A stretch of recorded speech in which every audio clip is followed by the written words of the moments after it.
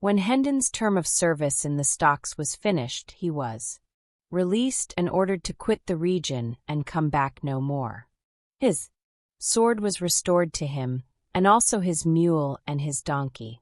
He mounted and rode off, followed by the king, the crowd opening with quiet respectfulness to let them pass, and then dispersing when they were gone. Hendon was soon absorbed in thought. There were questions of high import to be answered. What should he do? Whither should he go?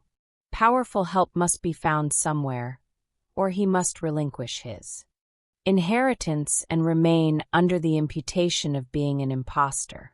Besides, where could he hope to find this powerful help? Where? Indeed, it was a knotty question.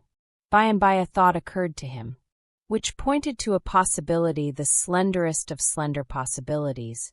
Certainly, but still worth considering, for lack of any other that promised anything at all. He remembered what old Andrews had said about the young king's goodness and his generous championship of the wronged and unfortunate. Why not go and try to get speech of him and beg for justice?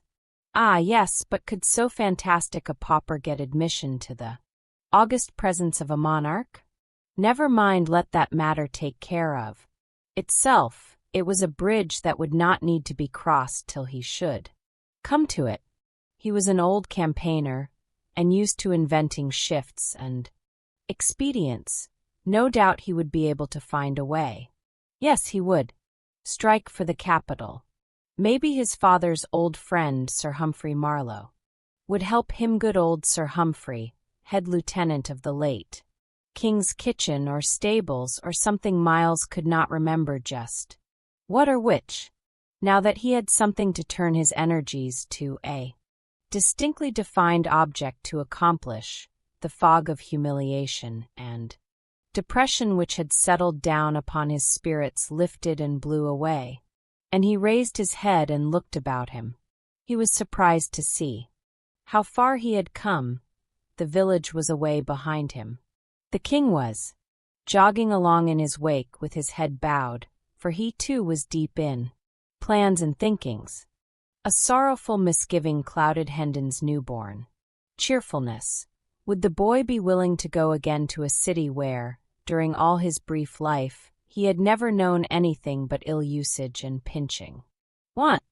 But the question must be asked, it could not be avoided, so Hendon reined up and called out, "I had forgotten to inquire whither we are bound."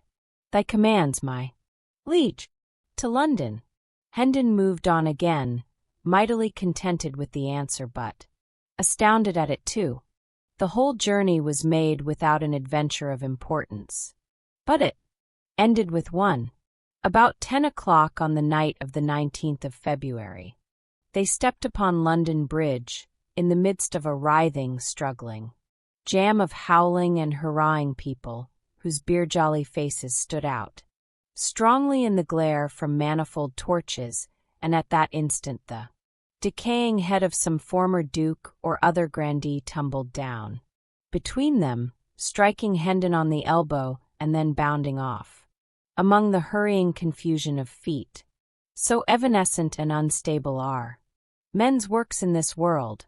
The late good king is but 3 weeks dead, and 3 days in his grave, and already the adornments which he took such pains to select from prominent people for his noble bridge are falling.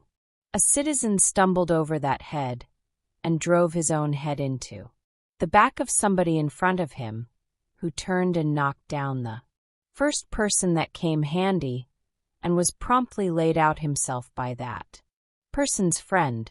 It was the ripe time for a free fight, for the festivities of the morrow coronation day were already beginning. Everybody was full of strong drink and patriotism. Within 5 minutes, the free fight was occupying a good deal of ground. Within 10 or 12, it covered an acre of so, and was become a riot. By this time Hendon and the king were hopelessly separated from each other and lost in the rush and turmoil of the roaring masses of humanity. And so we leave them. whilst the true king wandered about the land poorly clad, poorly fed, cuffed and derided by tramps one while, herding with thieves and murderers in a jail another, and called idiot and impostor by all. Impartially, the mock King Tom Canty enjoyed quite a different experience. When we saw him last, royalty was just beginning to have a bright side. For him, this bright side went on brightening more and more every day. In a very little while it was become almost all sunshine and delightfulness. He lost his fears, his misgivings faded out and died, his embarrassments departed, and gave place to an easy and confident bearing. He worked the whipping boy mind to ever-increasing profit. He ordered my Lady Elizabeth and my Lady Jane Grey into his presence when he wanted to play or talk, and dismissed them when he was done with them with the air of one familiarly accustomed to such performances. It no longer confused him to have these lofty personages kiss his hand at parting. He came to enjoy being conducted to bed in state at night and dressed with intricate and solemn ceremony in the morning. It came to be a proud pleasure to march to dinner attended by a glittering procession of officers of state and gentlemen at arms, insomuch indeed that he doubled his guard of gentlemen at arms and made them 100. He liked to hear the bugles sounding down the long corridors, and the distant voices responding, "Way for the king." He even learned to enjoy sitting in throne state in council, and seeming to be something more than the Lord Protector's mouthpiece. He liked to receive great ambassadors and their gorgeous trains, and listen to the affectionate messages they brought from illustrious monarchs who called him brother. Oh, happy Tom Canty, late of awful court! He enjoyed his splendid clothes and ordered more. He found his 400 servants too few for his proper grandeur, and trebled them. The adulation of salaaming courtiers came to be sweet music to his ears. He remained kind and gentle, and a sturdy and determined champion of all that were oppressed, and he made tireless war upon unjust laws. Yet upon occasion, being offended, he could turn upon an earl or even a duke, and give him a look that would make him tremble.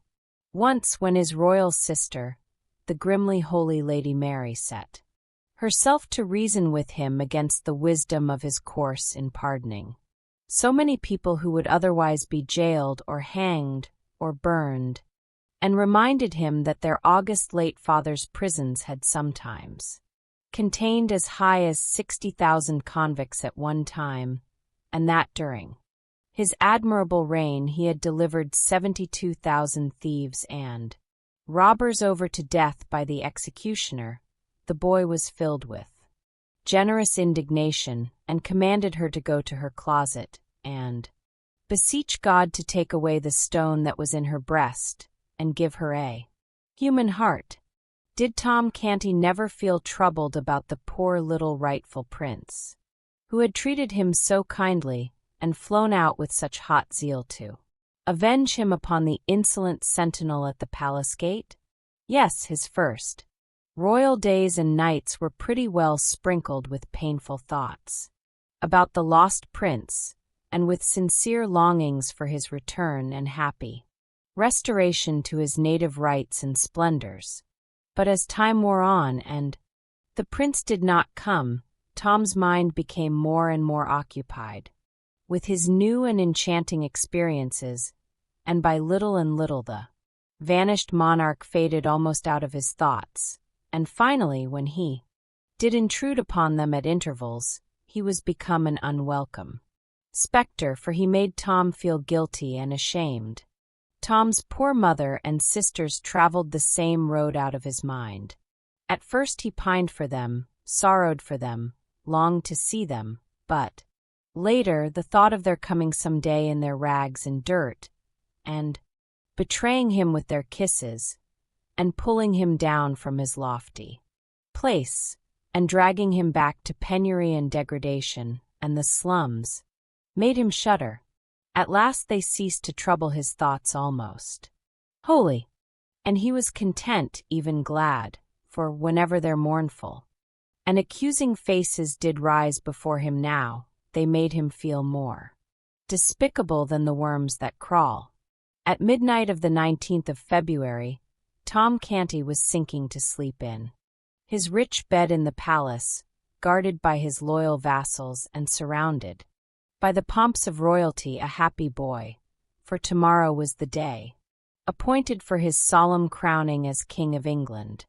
At that same hour Edward, the true king, hungry and thirsty, soiled and draggled, worn with travel, and clothed in rags and shreds, his share of the results of the riot was wedged in among a crowd of people who were watching with deep interest certain hurrying gangs of workmen who streamed in and out of Westminster Abbey, busy as ants.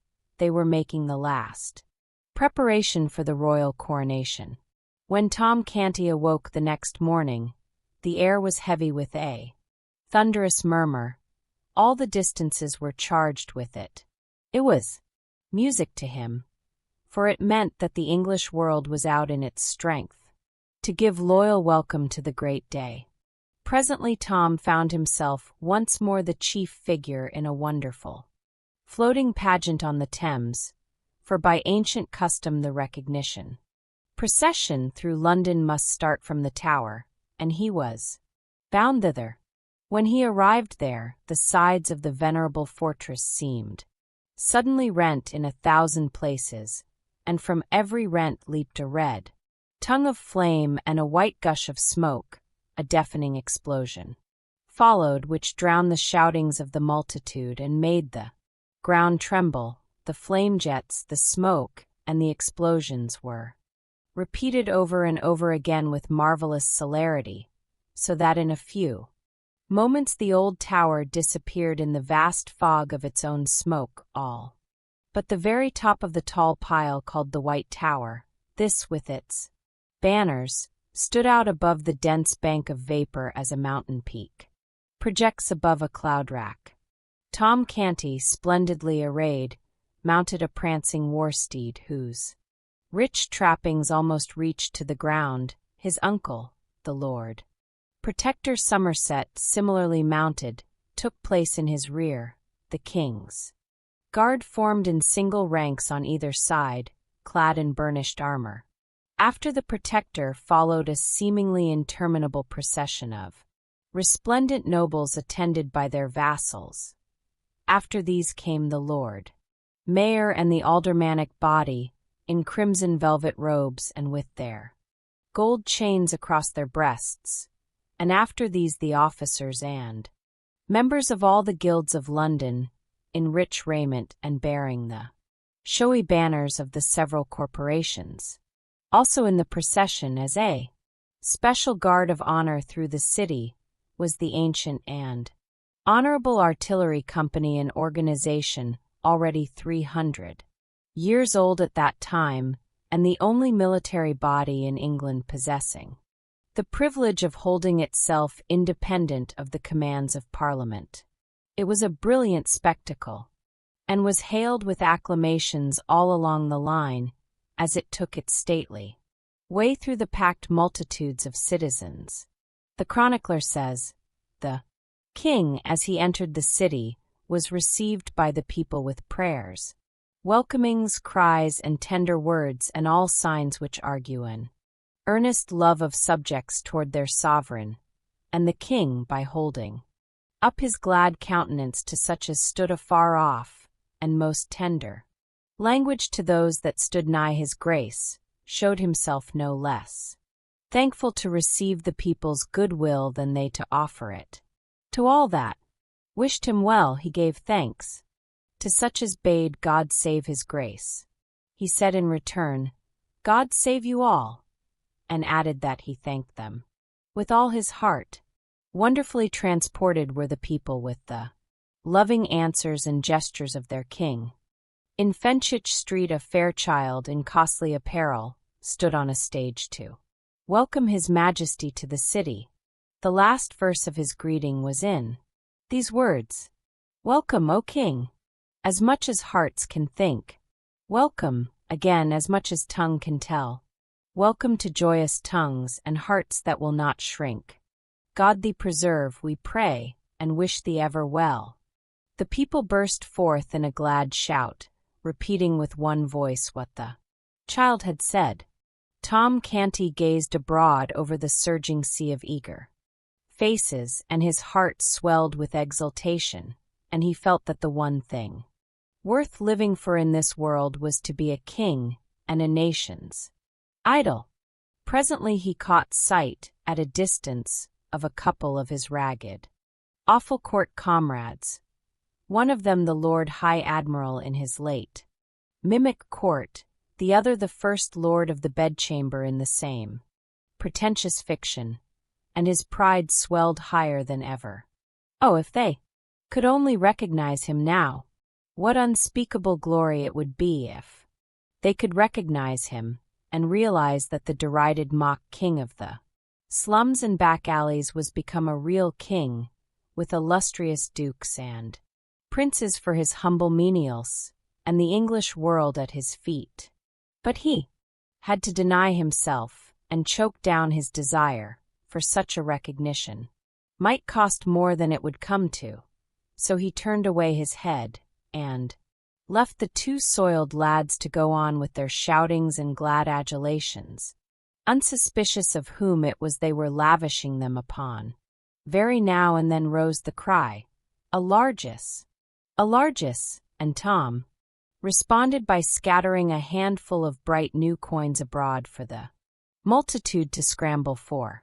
The chronicler says, at the upper end of Grasachich Street before the sign of the Eagle, the city had erected a gorgeous arch beneath which was a stage which stretched from one side of the street to the other.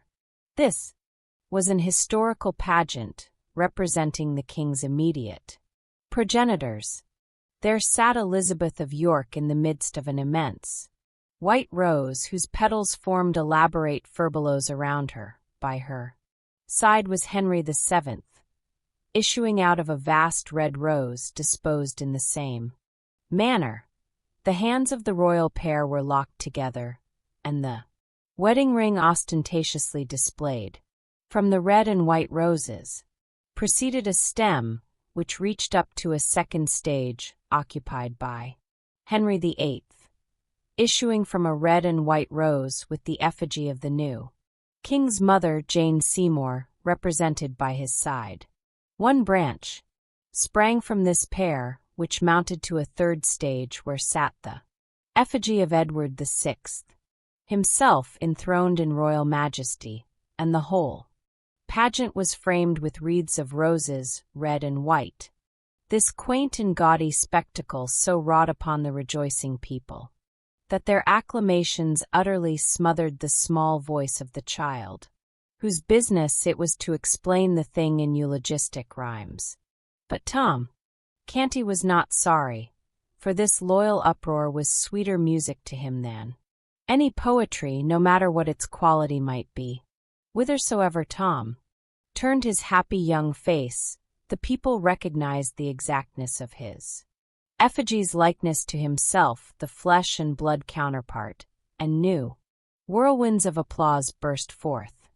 The great pageant moved on and still on, under one triumphal arch after another, and passed a bewildering succession of spectacular and symbolical tableaus, each of which typified and exalted some virtue, or talent, or merit of the little kings.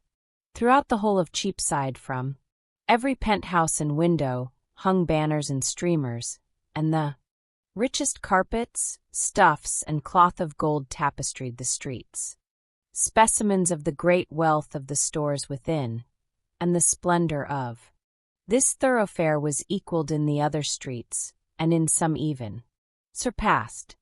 And all these wonders and these marvels are to welcome me, murmured Tom Canty. The mock king's cheeks were flushed with excitement, his eyes were flashing, his senses swam in a delirium of pleasure. At this point, just as He was raising his hand to fling another rich largesse. He caught sight of a pale, astounded face which was strained forward out of the second rank of the crowd, its intense eyes riveted upon him. A sickening consternation struck through him. He recognized his mother, and up flew his hand, palm outward, before his eyes that old involuntary gesture, born of a forgotten episode, and perpetuated by habit. In an instant more she had torn her way out of the press and past the guards, and was at his side.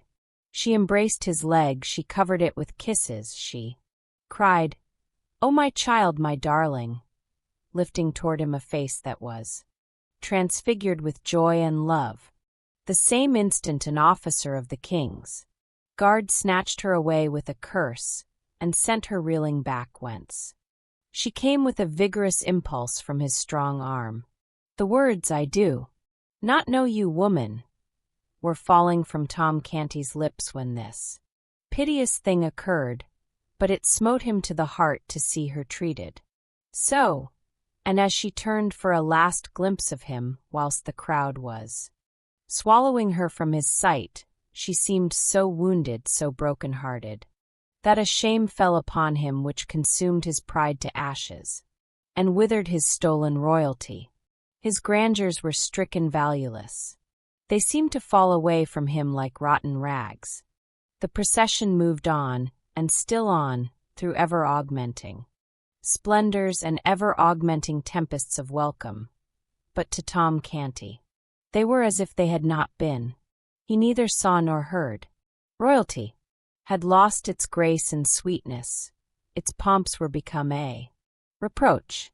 Remorse was eating his heart out. He said, "Would God I were free of my captivity." He had unconsciously dropped back into the phraseology of the first days of his compulsory greatness. The shining pageant still went winding like a radiant and interminable serpent down the crooked lanes of the quaint old city and through the huzzaying hosts, but still the king rode with bowed head and vacant eyes, seeing only his mother's face and that wounded look in it. "Largesse, largesse!" The cry fell upon an unheeding ear. "Long live Edward of England!" It seemed as if the earth shook with the explosion, but there was no response from the king. He heard it only as one hears the thunder of the surf when it is blown to the ear out of a great distance, for it was smothered under another sound which was still nearer, in his own breast, in his accusing conscience, a voice which kept repeating those shameful words, "I do not know you, woman." The words smote upon the king's soul as the strokes of a funeral bell smite upon the soul of a surviving friend when they remind him of secret treacheries suffered at his hands by him that is gone. New glories were unfolded at every turning. New wonders, new marvels sprang into view. The pent clamors of waiting batteries were released. New raptures poured from the throats of the waiting multitudes. But the king gave no sign, and the accusing voice that went moaning through his comfortless breast was all the sound he heard. By and by the gladness in the faces of the populace changed a little, and became touched with a something like solicitude or anxiety. An abatement in the volume of the applause was observable too. The Lord Protector was quick to notice these things. He was as quick to detect the cause. He spurred to the king's side, bent low in his saddle uncovered, and said, "My liege, it is an ill time for dreaming. The people observe thy downcast head, thy clouded mien, and they take it for an omen. Be advised.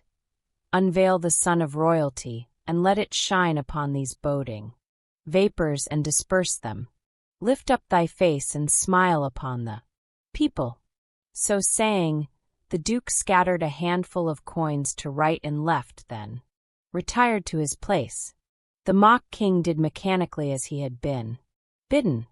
His smile had no heart in it, but few eyes were near enough or sharp enough to detect that The noddings of his plumed head as he saluted his subjects were full of grace and graciousness. The largesse which he delivered from his hand was royally liberal. So the people's anxiety vanished, and the acclamations burst forth again in as mighty a volume as before. Still once more, a little before the progress was ended, the Duke was obliged to ride forward and make remonstrance. He whispered, "O dread sovereign, shake off these fatal humours, the eyes of the world are upon thee." Then he added with sharp annoyance, "Perdition catch that crazy pauper. 'Twas she that hath disturbed your highness." The gorgeous figure turned a lustreless eye upon the Duke, and said in a dead voice, "She was my mother." "My God!" groaned the Protector as he reined his horse backward to his post. The omen was pregnant with prophecy. "He is gone mad again. Let us go backward a few hours, and place ourselves in Westminster Abbey, at 4 o'clock in the morning of this memorable coronation day. We are not without company, for although it is still night we find the torch-lighted galleries already filling up with people who are well content to sit still and wait 7 or 8 hours till the time shall come for them to see what they may not hope to see twice in their lives, the coronation of a king. Yes, London and Westminster have been astir ever since the warning guns boomed at 3 o'clock, and already crowds of untitled rich folk who have bought the privilege of trying to find sitting room in the galleries are flocking in at the entrances reserved for their sort. The hours drag along tediously enough. All stir has ceased for some time, for every gallery has long ago been packed. We may sit now and look and think at our leisure. We have glimpses here and there and yonder through the dim cathedral twilight of portions of many galleries and balconies wedged full with other people, the other portions of these galleries and balconies being cut off from sight by intervening pillars and architectural projections. We have in view the whole of the great North, transept empty and waiting for England's privileged ones. We see also the ample area or platform, carpeted with rich stuffs, whereon the throne stands. The throne occupies the center of the platform, and is raised above it upon an elevation of 4 steps. Within the seat of the throne is enclosed a rough flat rock, the stone of Scone, which many generations of Scottish kings sat on to be crowned, and so it in time became holy enough to answer a like purpose for English monarchs. Both the throne and its footstool are covered with cloth of gold. Stillness reigns, the torches blink dully, the time drags heavily. But at last the lagging daylight asserts itself, the torches are extinguished, and a mellow radiance suffuses the great spaces. All features of the noble building are distinct now, but soft and dreamy, for the sun is lightly veiled with clouds. At 7 o'clock the first break in the drowsy monotony occurs, for on the stroke of this hour the first peeress enters the transept clothed like Solomon for splendor, and is conducted to her appointed place by an official clad in satins and velvets, whilst a duplicate of him gathers up the lady's long train, follows after, and when the lady is seated arranges the train across her lap for her. He then places her footstool according to her desire, after which he puts her coronet where it will be convenient to her hand when the time for the simultaneous coroneting of the nobles shall arrive. By this time the peeresses are flowing in a glittering stream, and the satin-clad officials are flitting and glinting everywhere, seating them and making them comfortable. The scene is animated enough now. There is stir and life and shifting color everywhere. After a time quiet reigns again, for the peeresses are all come and are all in their places, a solid acre or such a matter of human flowers, resplendent in variegated colors and frosted like a Milky Way with diamonds. There are all ages.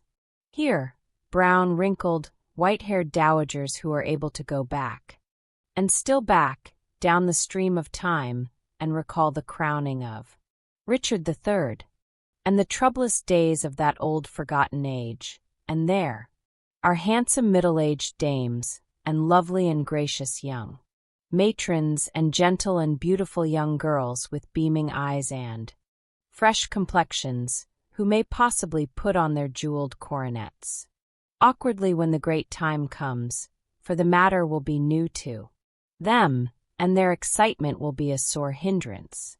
Still, this may not happen, for the hair of all these ladies has been arranged with a special view to the swift and successful lodging of the crown in its place when the signal comes. We have seen that this massed array of peeresses is sewn thick with diamonds, and we also see that it is a marvelous spectacle, but now we are about to be astonished in earnest.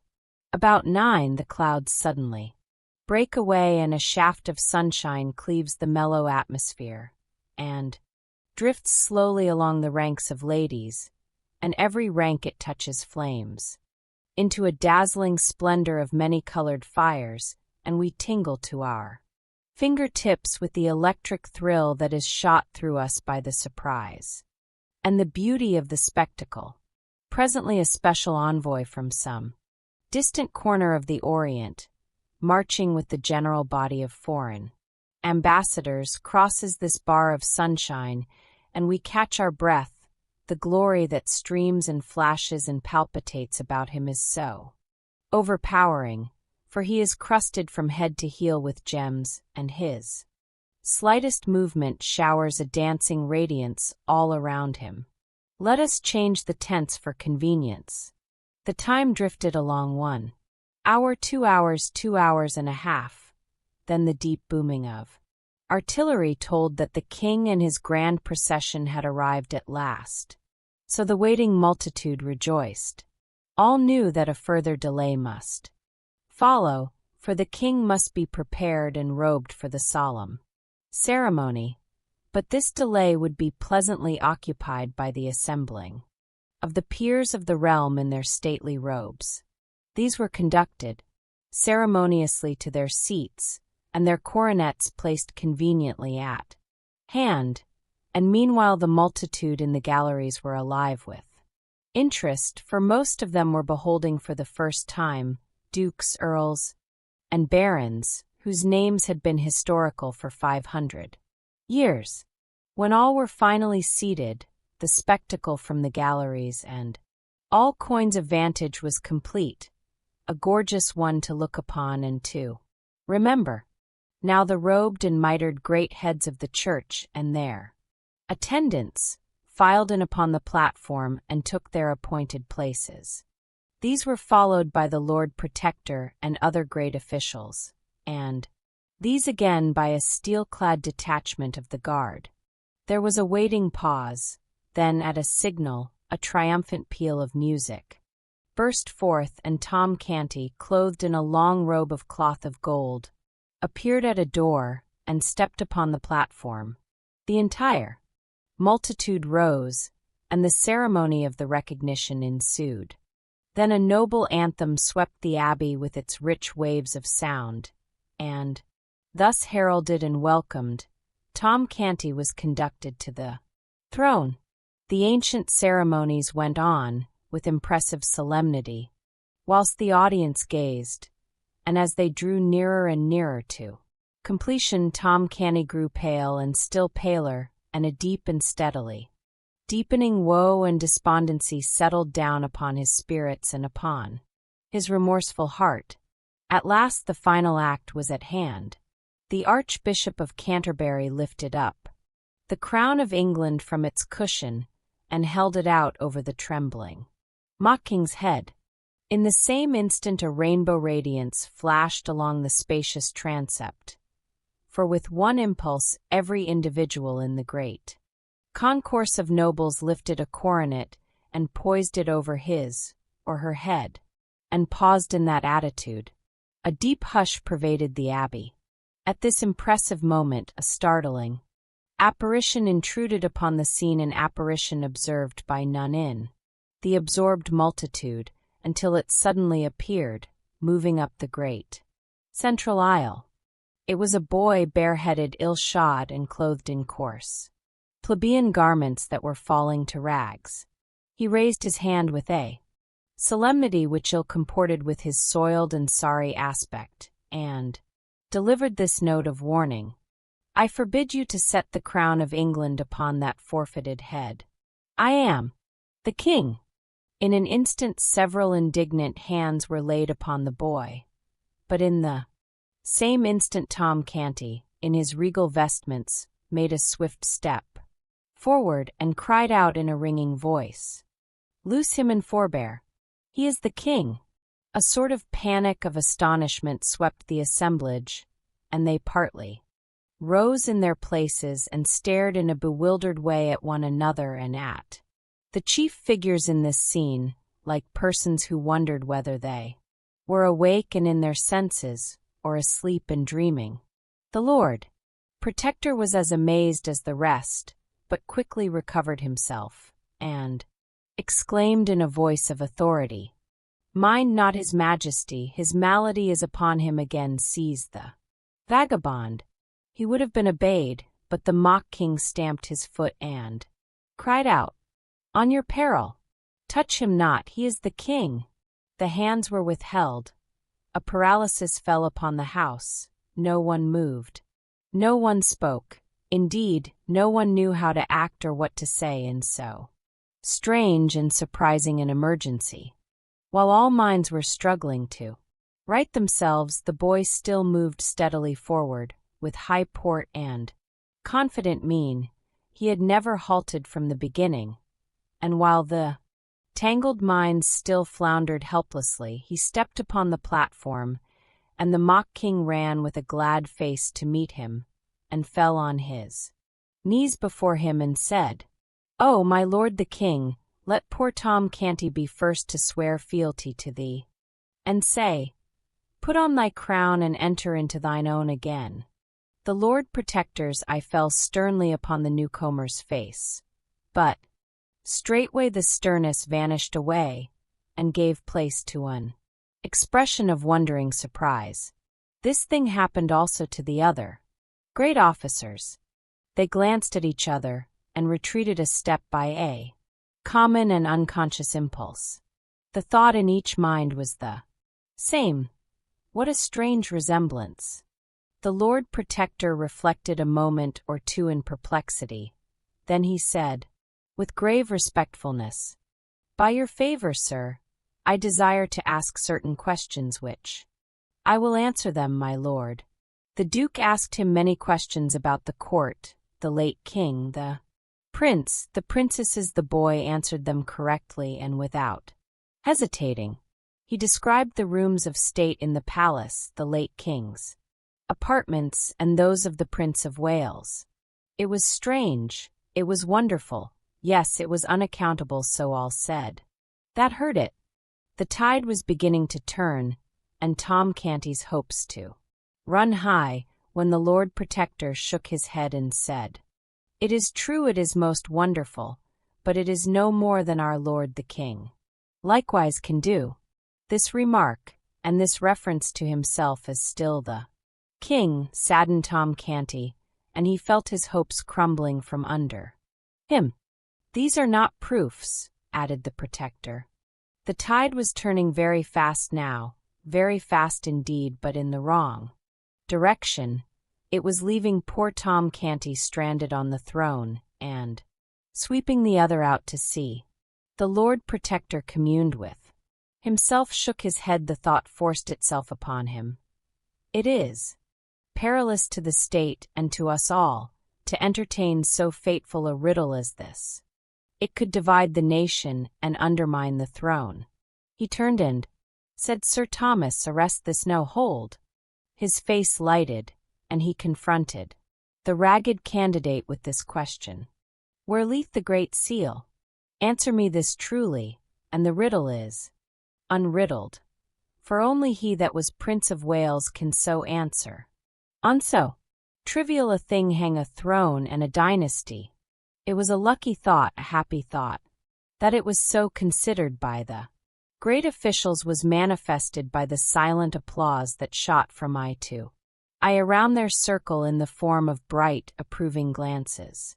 Yes, none but the true prince could dissolve the stubborn mystery of the vanished Great Seal. This forlorn little impostor had been taught his lesson well. But here his teachings must fail, for his teacher himself could not answer that question. Ah, very good indeed.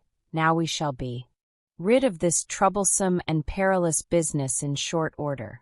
And so they nodded invisibly and smiled inwardly with satisfaction, and looked to see this foolish lad stricken with a palsy of guilty confusion. How surprised they were, then, to see nothing of the sort happen. How they marveled to hear him answer up promptly, in a confident and untroubled voice, and say, "There is naught in this riddle that is difficult." Then, without so much as a "by your leave" to anybody, he turned and gave this command with the easy manner of one accustomed to doing such things. "My Lord St. John, go you to my private cabinet in the palace, for none knoweth the place better than you, and, close down to the floor in the left corner, remotest from the door that opens from the antechamber, you shall find in the wall a brazen nail-head. Press upon it, and a little jewel closet will fly open, which not even you do know of, no, nor any soul else in all the world but me and the trusty artisan that did contrive it for me. The first thing that falleth under your eye will be the Great Seal. Fetch it hither." All the company wondered at this speech, and wondered still more to see the little mendicant pick out this peer without hesitancy or apparent fear of mistake, and call him by name with such a placidly convincing air of having known him all his life. The peer was almost surprised into obeying.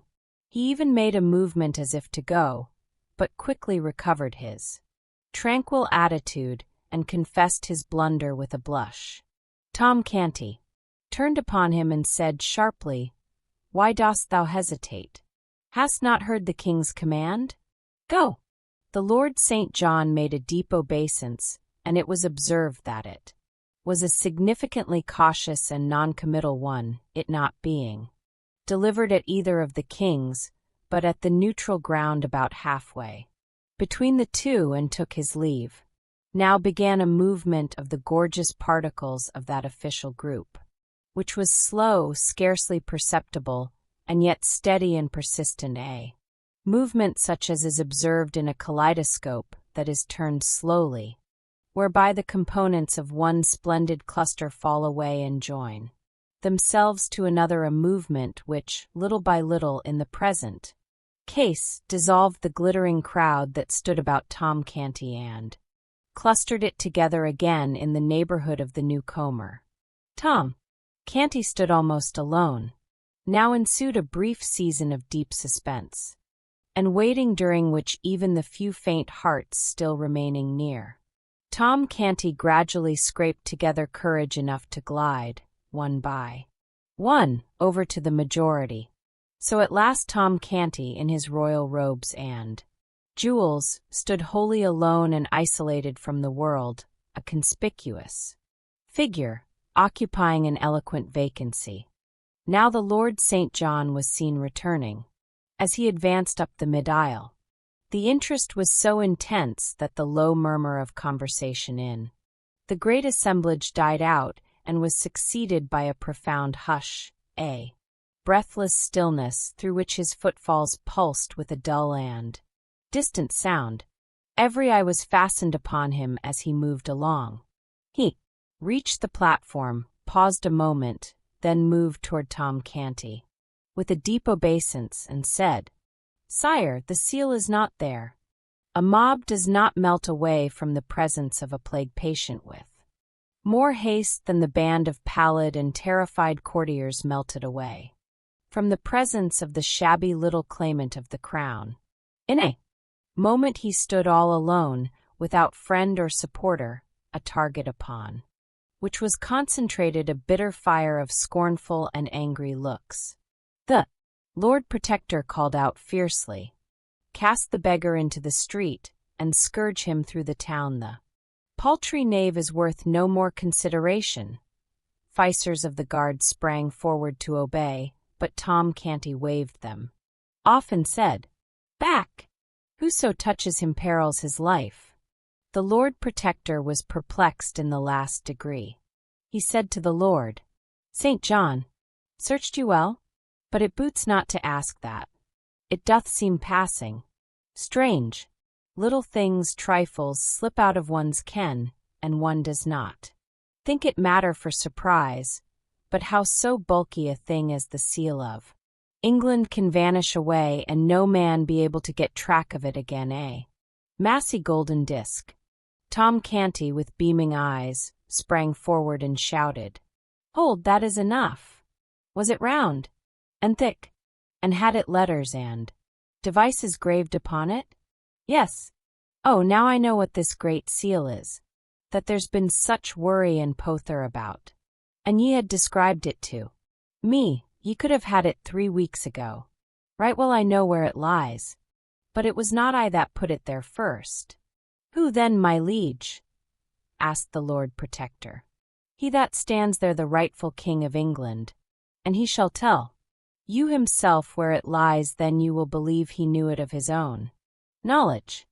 Bethink thee, my king, spur thy memory, it was the very last thing thou didst that day, before thou didst rush forth from the palace, clothed in my rags, to punish the soldier that insulted me." A silence ensued, undisturbed by a movement or a whisper, and all eyes were fixed upon the newcomer, who stood, with bent head and corrugated brow, groping in his memory among a thronging multitude of valueless recollections for one single little elusive fact, which found, would seat him upon a throne unfound, would leave him as he was for good and all, a pauper and an outcast. Moment after moment passed. The moments built themselves into minutes, still the boy struggled silently on and gave no sign. But at last he heaved a sigh, shook his head slowly, and said, with a trembling lip and in a despondent voice, "I call the scene back, all of it, but the seal hath no place in it." He paused, then looked up, and said with gentle dignity, "My lords and gentlemen, if you will rob your rightful sovereign of his own for lack of this evidence which he is not able to furnish, I may not stay ye, being powerless. But, oh folly, oh madness, my king!" cried Tom Canty in a panic. "Wait! Think! Do not give up! The cause is not lost, nor shall be neither. List to what I say, follow every word. I am going to bring that morning back again, every hap just as it happened. We talked, I told you, of my sisters, Nan and Bet. Ah, yes, you remember that, and about mine old grandam and the rough games of the lads of Awful Court. Yes, you remember these things also. Very well, follow me still. You shall recall everything. You gave me food and drink, and did with princely courtesy send away the servants, so that my low breeding might not shame me before them. Ah, yes, this also you remember." As Tom checked off his details, and the other boy nodded his head in recognition of them, the great audience and the officials stared in puzzled wonderment. The tale sounded like true history, yet how could this impossible conjunction between a prince and a beggar boy have come about? Never was a company of people so perplexed, so interested, and so stupefied before. For a jest, my prince, we did exchange garments. Then we stood before a mirror, and so alike were we that both said it seemed as if there had been no change made. Yes, you remember that. Then you noticed that the soldier had hurt my hand. Look, here it is. I cannot yet even write with it, the fingers are so stiff. At this your highness sprang up, vowing vengeance upon that soldier, and ran towards the door. You passed a table that thing you call the seal lay on that table you snatched it up, and looked eagerly about, as if for a place to hide it your eye caught sight of. There, 'tis sufficient. And the good God be thanked, exclaimed the ragged claimant in a mighty excitement. Go, my good St. John, and an arm piece of the Milanese armor that hangs on the wall, thou wilt find the seal. Right, my king. Right, cried Tom Canty. Now the sceptre of England is thine own, and it were better for him that would dispute it that he had been born dumb. Go, my Lord St. John, give thy feet wings. The whole assemblage was on its feet now, and well nigh out of its mind, with uneasiness, apprehension, and consuming excitement.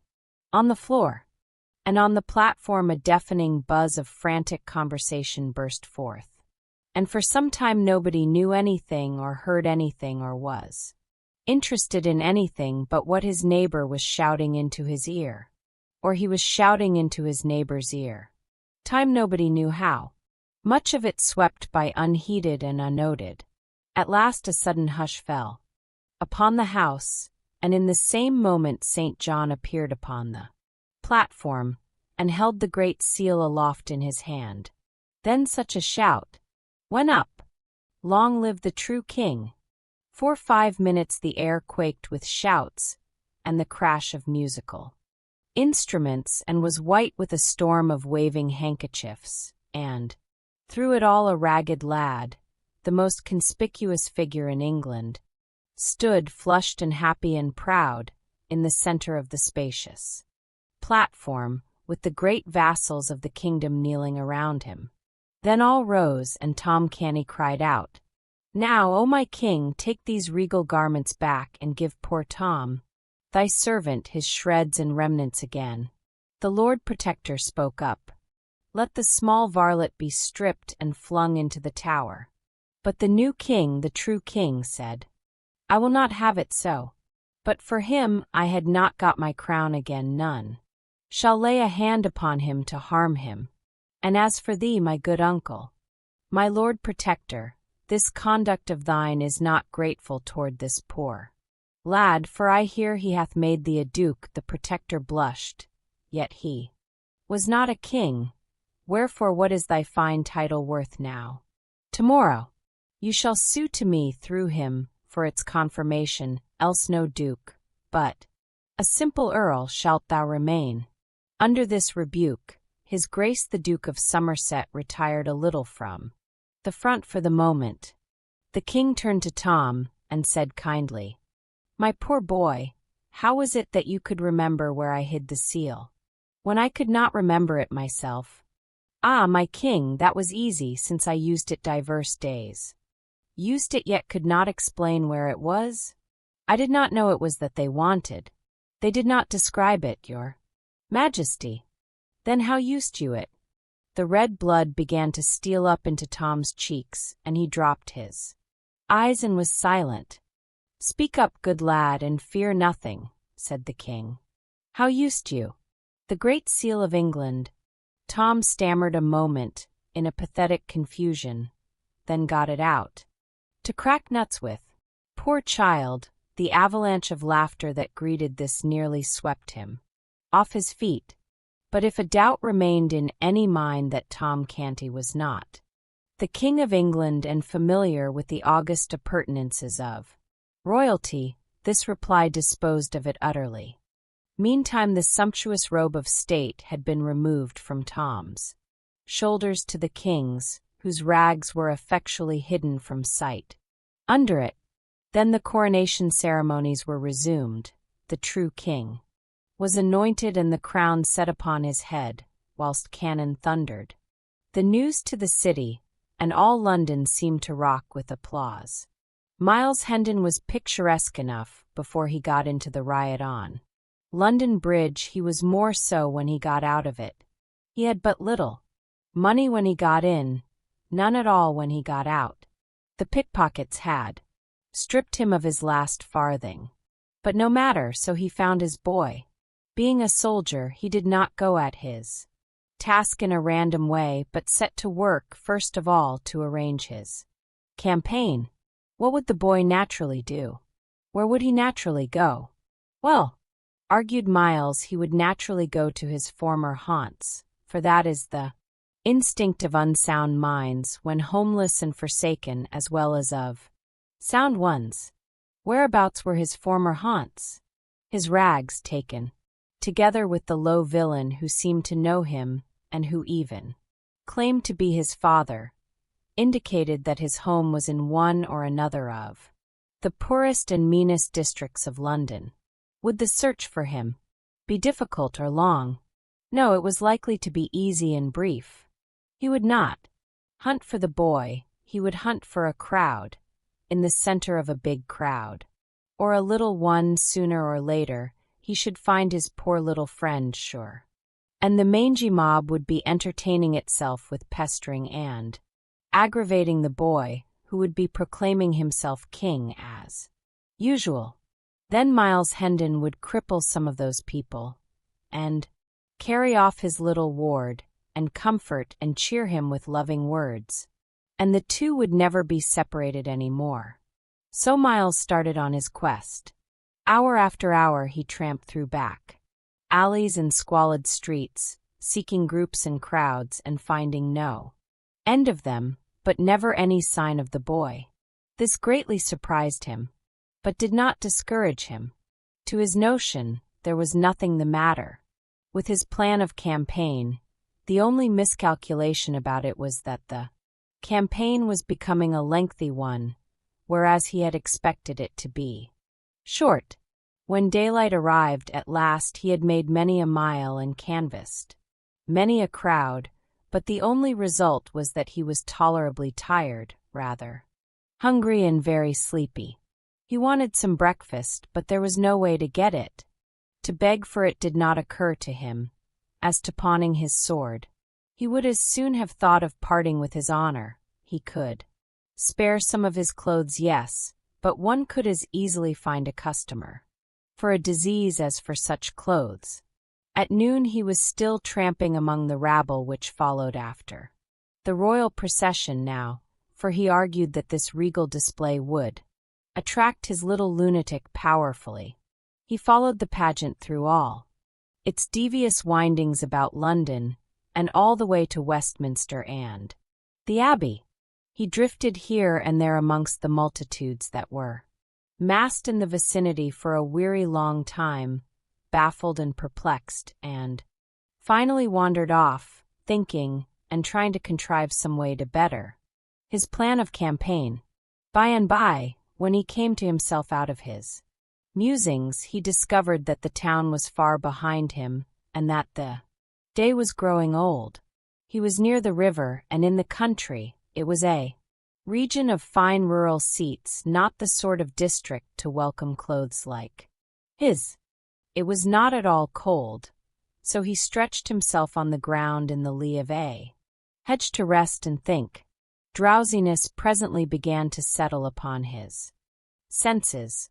The faint and far-off boom of cannon was wafted to his ear, and he said to himself, "The new king is crowned," and straightway fell asleep. He had not slept or rested before for more than 30 hours. He did not wake again until near the middle of the next morning. He got up lame, stiff, and half-famished, washed himself in the river, stayed his stomach with a pint or two of water, and trudged off toward Westminster, grumbling at himself for having wasted so much time. Hunger helped him to a new plan now. He would try to get speech with old Sir Humphrey Marlowe and borrow a few marks, and but that was enough of a plan for the present. It would be time enough to enlarge it when this first stage should be accomplished. Toward 11 o'clock he approached the palace, and although a host of showy people were about him, moving in the same direction, he was not inconspicuous. His costume took care of that. He watched these people's faces narrowly, hoping to find a charitable one whose possessor might be willing to carry his name to the old lieutenant as to trying to get into the palace himself, that was simply out of the question. Presently our whipping boy passed him, then wheeled about and scanned his figure well, saying to himself, "And that is not the very vagabond his majesty is in such a worry about. Then am I an ass though. Belike I was that before. He answereth the description to a rag that God should make too, such would be to cheapen miracles by wasteful repetition. I would I could contrive an excuse to speak with him." Miles Hendon saved him the trouble, for he turned about then as a man generally will when somebody mesmerizes him by gazing hard at him from behind, and observing a strong interest in the boy's eyes, he stepped toward him and said, "You have just come out from the palace. Do you belong there?" "Yes, your worship." "Know you Sir Humphrey Marlowe?" The boy started and said to himself, "Lord, mine old departed father." Then he answered aloud, "Right well, your worship." "Good is he within?" "Yes," said the boy, and added to himself, "within his grave. Might I crave your favor to carry my name to him, and say I beg to say a word in his ear?" "I will dispatch the business right willingly, fair sir." "Then say Miles Hendon, son of Sir Richard, is here without I shall be greatly bounden to you, my good lad." The boy looked disappointed.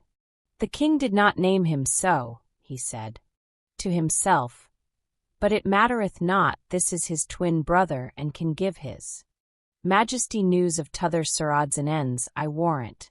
So he said to Miles, "Step in there a moment, good sir, and wait till I bring you word." Hendon retired to the place indicated. It was a recess sunk in the palace wall, with a stone bench in it, a shelter for sentinels in bad weather. He had hardly seated himself when some halberdiers, in charge of an officer, passed by. The officer saw him, halted his men, and commanded Hendon to come forth. He obeyed, and was promptly arrested as a suspicious character prowling within the precincts of the palace. Things began to look ugly. Poor Miles was going to explain, but the officer roughly silenced him and ordered his men to disarm him and search him. "God of his mercy grant that they find somewhat," said poor Miles. "I have searched enow and failed, yet is my need greater than theirs." Nothing was found but a document. The officer tore it open, and Hendon smiled when he recognized the pothooks made by his lost little friend that black day at Hendon Hall. The officer's face grew dark as he read the English paragraph, and Miles blenched to the opposite color as he listened. "Another new claimant of the crown," cried the officer. "Verily they breed like rabbits today. Seize the rascal, men, and see ye keep him fast, whilst I convey this precious paper within and send it to the king." He hurried away, leaving the prisoner in the grip of the halberdiers. "Now is my evil luck ended at last," muttered Hendon, "for I shall dangle at a rope's end for a certainty, by reason of that bit of writing. And what will become of my poor lad? Ah, only the good God knoweth." By and by he saw the officer coming again in a great hurry, so he plucked his courage together, purposing to meet his trouble as became a man. The officer ordered the men to loose the prisoner and return his sword to him, then bowed respectfully and said, "Please you, sir, to follow me." Hendon followed, saying to himself, "And I were not traveling to death and judgment, and so must needs economize in sin, I would throttle this knave for his mock courtesy." The two traversed a populous court, and arrived at the grand entrance of the palace, where the officer, with another bow, delivered Hendon into the hands of a gorgeous official, who received him with profound respect, and led him forward through a great hall, lined on both sides with rows of splendid flunkies, who made reverential obeisance as the two passed along, but fell into death throes of silent laughter at our stately scarecrow the moment his back was turned, and up a broad staircase among flocks of fine folk and finally conducted him into a vast room, clove a passage for him through the assembled nobility of England, then made a bow, reminded him to take his hat off, and left him standing in the middle of the room, a mark for all eyes, for plenty of indignant frowns, and for a sufficiency of amused and derisive smiles. Miles Hendon was entirely bewildered. There sat the young king under a canopy of state 5 steps away, with his head bent down and aside, speaking with a sort of human bird of paradise, a duke, maybe. Hendon observed to himself that it was hard enough to be sentenced to death in the full vigor of life, without having this peculiarly public humiliation added. He wished the king would hurry about it. Some of the gaudy people near by were becoming pretty offensive. At this moment the king raised his head slightly, and Hendon caught a good view of his face. The sight nearly took his breath away. He stood gazing at the fair young face like one transfixed, then presently ejaculated, "Lo, the lord of the kingdom of dreams and shadows on his throne." He muttered some broken sentences, still gazing and marveling, then turned his eyes around and about, scanning the gorgeous throng and the splendid saloon, murmuring, "But these are real, verily these are real. Surely it is not a dream." He stared at the king again and thought, is it a dream?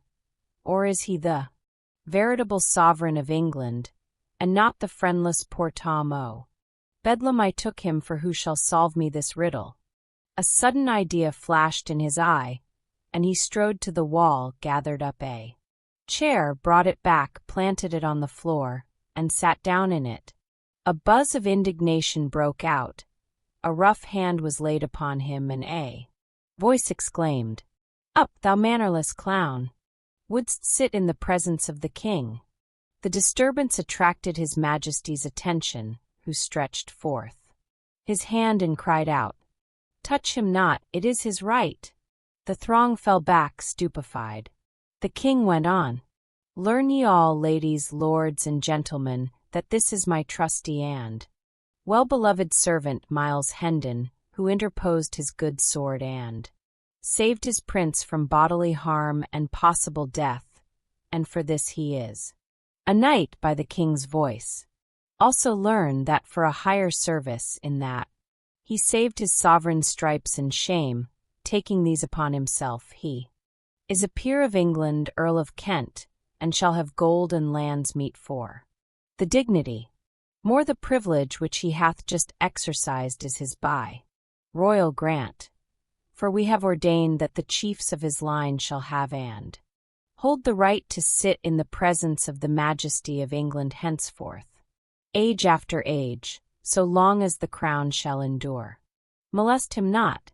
2 persons who, through delay, had only arrived from the country during this morning, and had now been in this room only 5 minutes, stood listening to these words and looking at the king, then at the scarecrow, then at the king again, in a sort of torpid bewilderment. These were Sir Hugh and the Lady Edith. But the new earl did not see them. He was still staring at the monarch in a dazed way, and muttering, "Oh, body o' me! This my pauper! This my lunatic! This is he, whom I would show what grandeur was, in my house of 70 rooms, and 27 servants. This is he who had never known aught but rags for raiment, kicks for comfort, and offal for diet. This is he, whom I adopted and would make respectable. Would God I had a bag to hide my head in."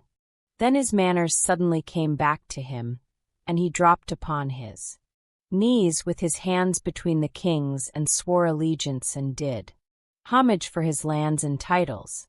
Then he rose and stood respectfully aside, a mark still for all eyes and much envy too. Now the king discovered Sir Hugh, and spoke out with wrathful voice and kindling eye, "Strip this robber of his false show and stolen estates, and put him under lock and key till I have need of him." The late Sir Hugh was led away. There was a stir at the other end of the room, now, the assemblage fell apart, and Tom Canty, quaintly but richly clothed, marched down between these living walls, preceded by an usher. He knelt before the king, who said, "I have learned the story of these past few weeks, and am well pleased with thee. Thou hast governed the realm with right royal gentleness and mercy. Thou hast found thy mother and thy sisters again.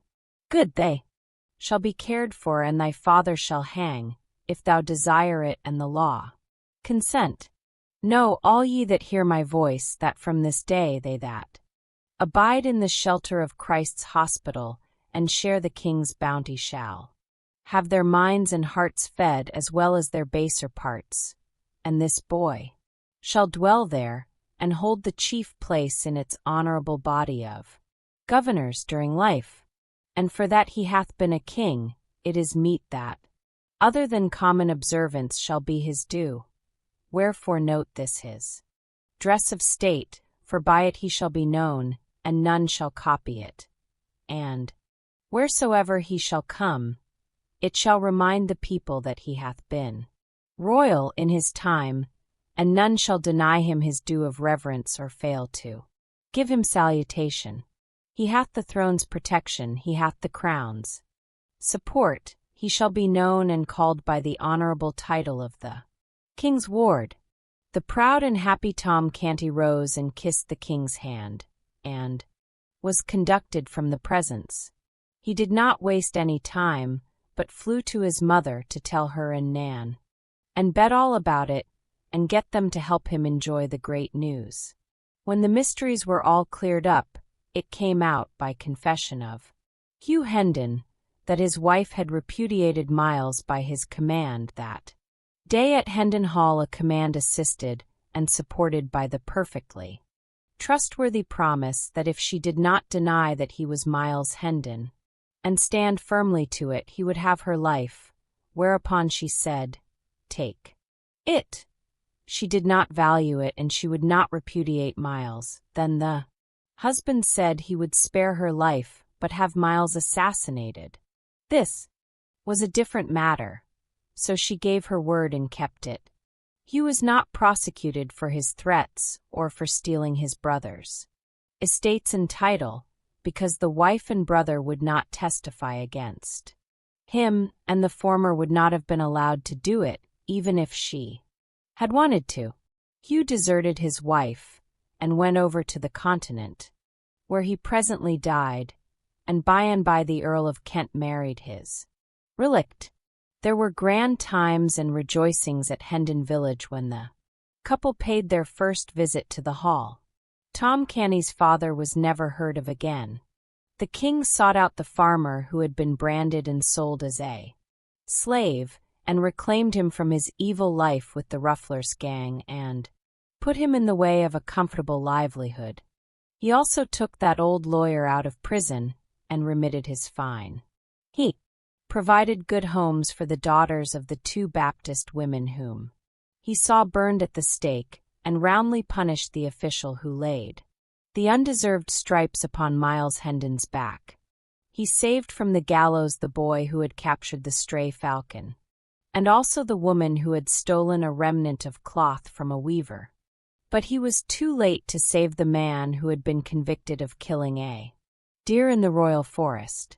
He showed favor to the justice who had pitted him when he was supposed to have stolen a pig, and he had the gratification of seeing him grow in the public esteem and become a great and honored man. As long as the king lived, he was fond of telling the story of his adventures all through, from the hour that the sentinel cuffed him away from the palace gate till the final midnight, when he deftly mixed himself into a gang of hurrying workmen, and so slipped into the abbey and climbed up and hid himself in the confessor's tomb, and then slept so long next day that he came within one of missing the coronation altogether. He said that the frequent rehearsing of the precious lesson kept him strong in his purpose to make its teachings yield benefits to his people, and so, whilst his life was spared, he should continue to tell the story, and thus keep its sorrowful spectacles fresh in his memory and the springs of pity replenished in his heart. Miles Hendon and Tom Canty were favorites of the king all through his brief reign and his sincere mourners when he died. The good Earl of Kent had too much sense to abuse his peculiar privilege, but he exercised it twice after the instance we have seen of it before he was called from this world, once at the accession of Queen Mary, and once at the accession of Queen Elizabeth. A descendant of his exercised it at the accession of James I. Before this, one's son chose to use the privilege. Near a quarter of a century had elapsed, and the privilege of the Kents had faded out of most people's memories. So, when the Kent of that day appeared before Charles I and his court and sat down in the sovereign's presence to assert and perpetuate the right of his house, there was a fine stir indeed, but the matter was soon explained, and the right confirmed. The last Earl of the line fell in the wars of the Commonwealth fighting for the king, and the odd privilege ended with him. Tom Canty lived to be a very old man, a handsome, white-haired old fellow of grave and benignant aspect. As long as he lasted he was honored, and he was also reverenced for his striking and peculiar costume kept the people reminded that, in his time, he had been royal. So wherever he appeared the crowd fell apart, making way for him, and whispering one to another, "Doff thy hat, it is the king's ward." And so they saluted, and got his kindly smile in return, and they valued it, too, for his was an honorable history. Yes, King Edward VI lived only a few years, poor boy, but he lived them worthily.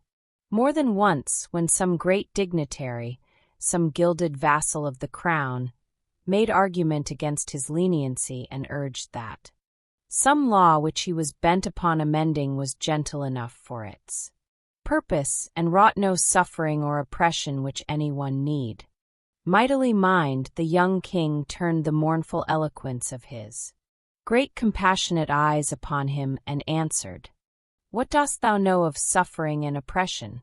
I and my people know, but not thou." The reign of Edward VI was a singularly merciful one for those harsh times. Now that we are taking leave of him, let us try to keep this in our minds to his credit.